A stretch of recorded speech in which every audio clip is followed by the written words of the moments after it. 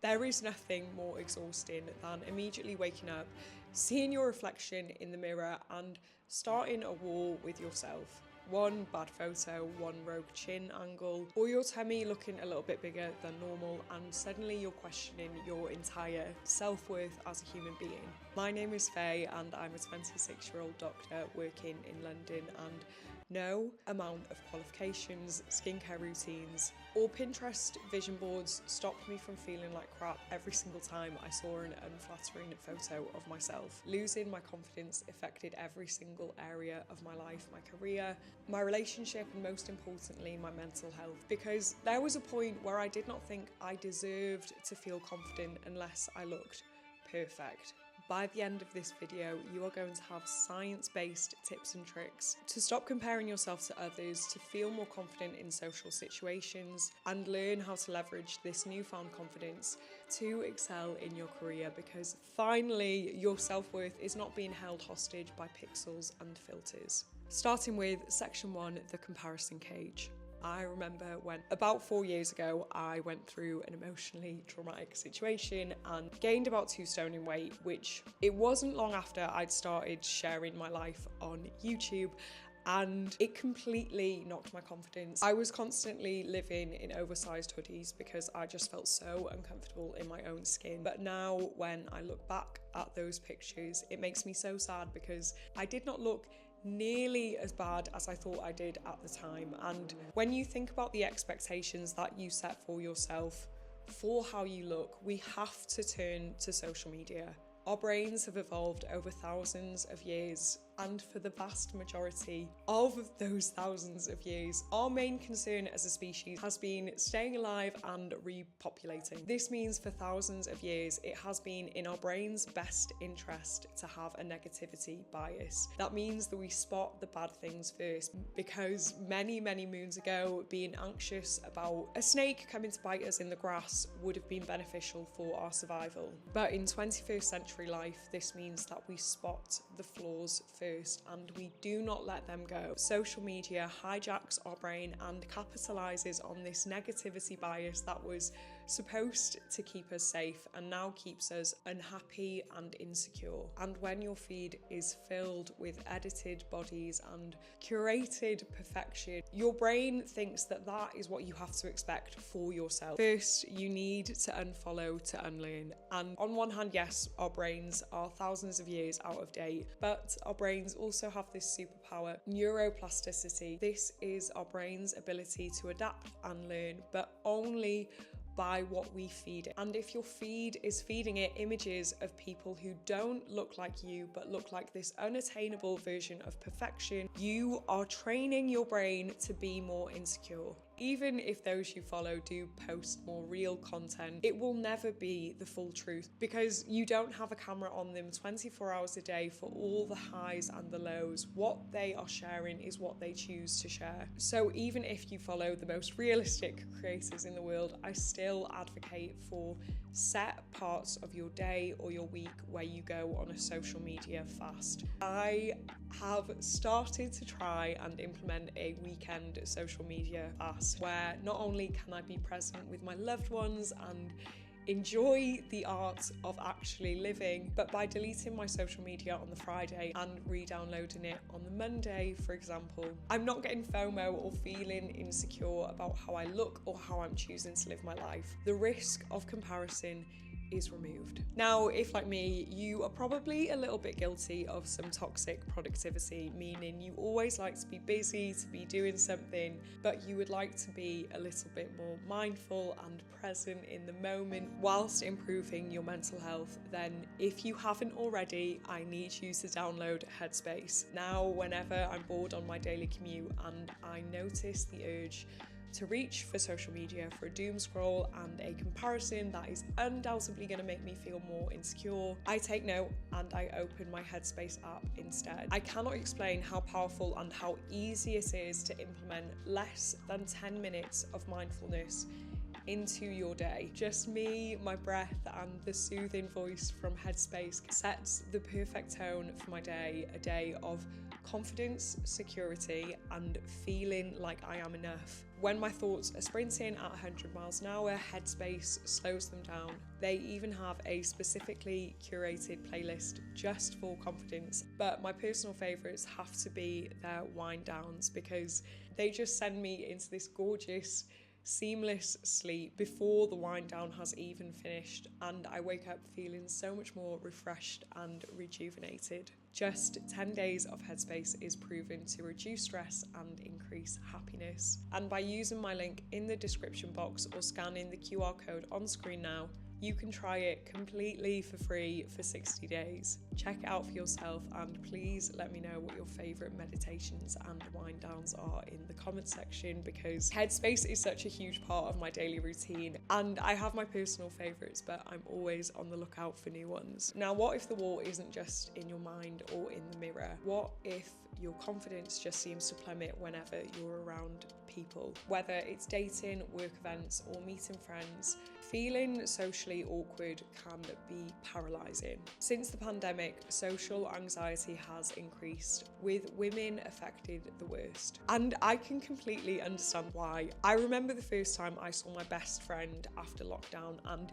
it felt as though I was socially inept and I could not properly string together a sentence, even though this was someone I was super comfortable and normally confident around. And there's a science to why you might have also noticed your social confidence reduced after periods of social isolation, whether it's lockdown or exams. And it relates to a friend that we've already encountered, neuroplasticity. Not only is neuroplasticity great because it allows us to learn new things, but it also allows us to dump the things we don't want anymore. In other words, if you don't use it, you lose it. It's no different when it comes to our confidence when we are socializing. It's easy if you look on the TV or social media to think that everyone just has this inbuilt social capability that means they exude confidence. And if you have a socially awkward or anxious moment, you might feel like a failure or like you're socially inept, and that is just something that you're not very good at and never will be. But that is not the case. Social confidence is a muscle and a skill just like anything else. But when we have these awkward moments and then we beat ourselves up, that makes us less inclined to go out and socialize, which means our confidence drops,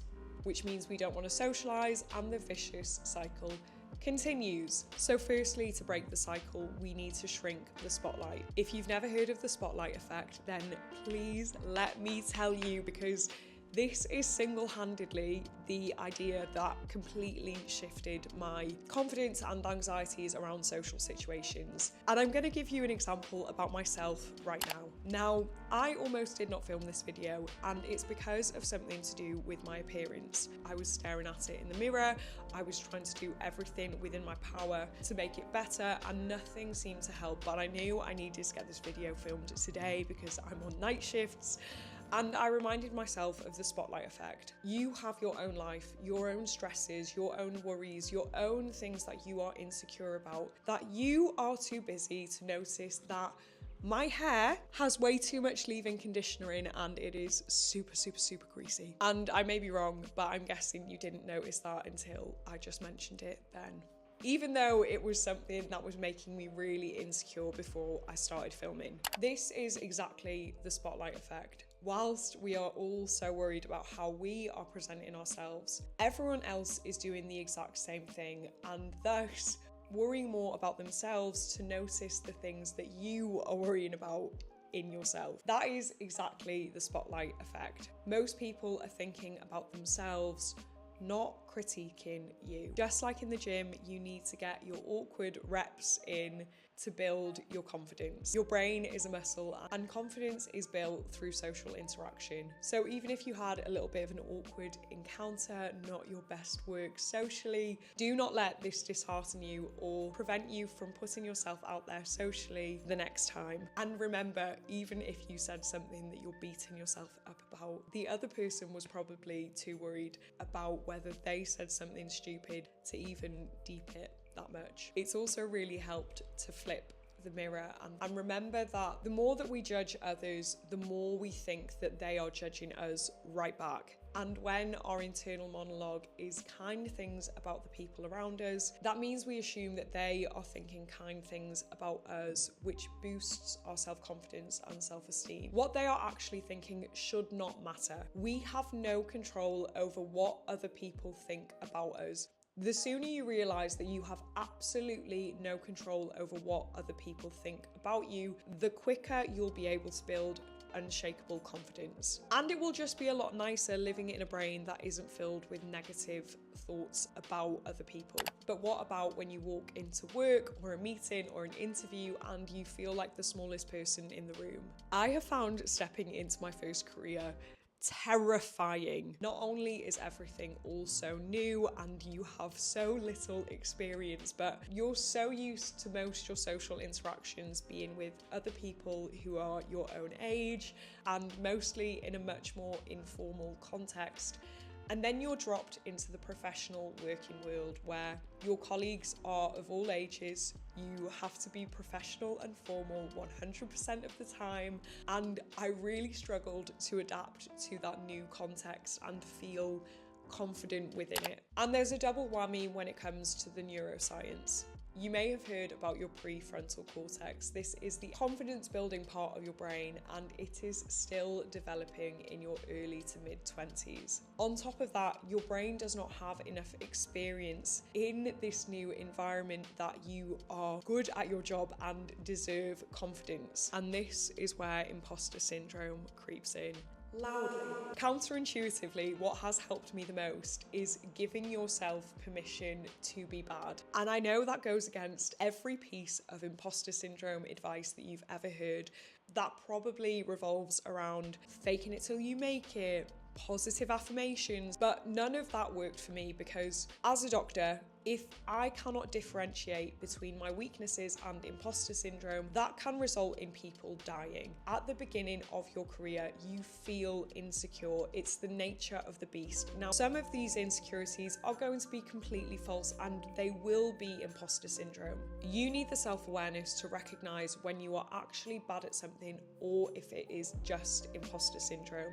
And if you are bad at something, you need to put your big girl pants on and get better. Confidence is a byproduct of repetition, repetition, repetition. And if you avoid doing the thing that you're bad at because you feel insecure, you rob yourself of the chance to improve. I learned this the hard way because I hated speaking up in our handover meetings at the end of every shift. It filled me with so much dread that little Miss Chatty Dr. Faye suddenly zipped it. And although in that moment I was avoiding the discomfort I felt when I spoke out, I was just making it worse for myself down the line when inevitably I did have to speak and I was so out of practice, my confidence had just got worse. You need to stop fear being bad. And I know it can be so difficult to imagine the people in your career who you admire so much feeling nervous and shaky and not wanting to speak in a corner, but trust me, everyone you admire has been in that position because if they had not put themselves out there in a vulnerable way,